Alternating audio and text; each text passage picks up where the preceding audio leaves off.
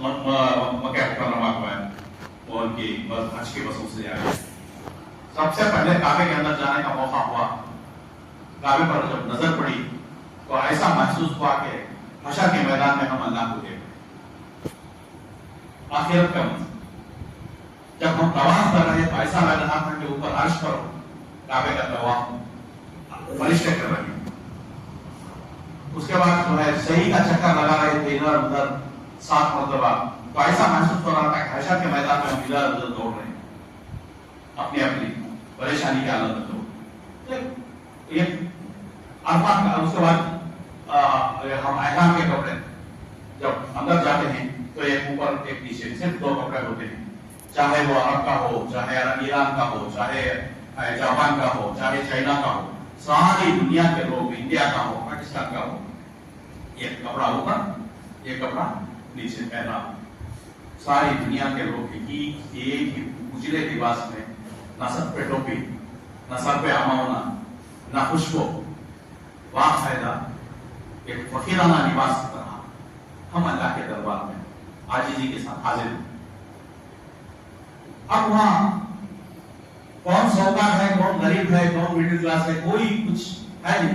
سب اللہ کے دربار میں ایک ہے.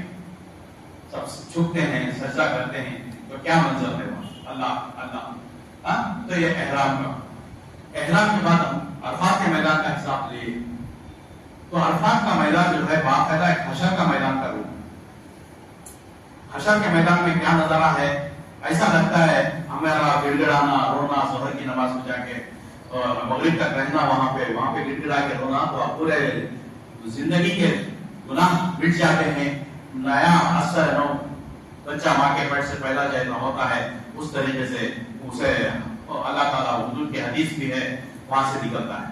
تو وہاں پہ اپنی پوری زندگی گناہ دھو کے نکلتا ہے عرفات کے میدان میں. تو وہاں پہ ایسا لگتا ہے کہ حشر کے میدان میں بندہ رو رہا ہے اپنے گناہوں کو یاد, اپنے گناہوں کو یاد کر کے تڑپ رہا ہے حشر کے میدان. اور وہاں پہ عرفات کے میدان سے مزدلفہ کو جاتے ہیں اور جمیرہ کو جاتے ہیں. تو ایک فیکٹری والے اس کے لیڈر کے ساتھ جاتے رہتے ہیں, جھنڈا رہتا ہے ان کا, پیچھے لوگ جاتے رہتے ہیں. تو وہ نظارہ ایسا لگتا ہے کہ حشر کے میدان میں ایک نبی اپنی امت کے ساتھ جا رہے ہیں. پورا حشر کا منظر ہمیں نظر آتا ہے عرفات کا میدان. ان عرفات کے میدان کے بعد میرا شیطان کو منگے تو شیطان کو کر مارتے وقت اللہ کو راضی کرنے اور شیطان کو ذلیل کرنے مارتا ہوں میں کر کر بسم اللہ اللہ, اس طریقے سے شیطان کو کنکر مارے. اب مدینے سے یہ مختصر ہے, اس کے بعد آپ کی بات ہوگی, لیکن مختصراً موت کا منظر اور آخرت کا منظر کو یاد کر کے ہم حج کرنا. گھر سے نکلتے تو حرمین شریف کا سفر شروع ہونے تک وہ موت کا منظر ہے, حرمین سفر کا سفر کرنے کے واپس آنے تک وہ آخرت کا منظر ہے, جو میں نے مختصراً بیان کیا ہے. یہ چند باتیں تھیں. ایک سجدہ تیرے فرش پہ 1 لاکھ پڑا ہے, کتنی کشش خوابے خانے کعبہ میں.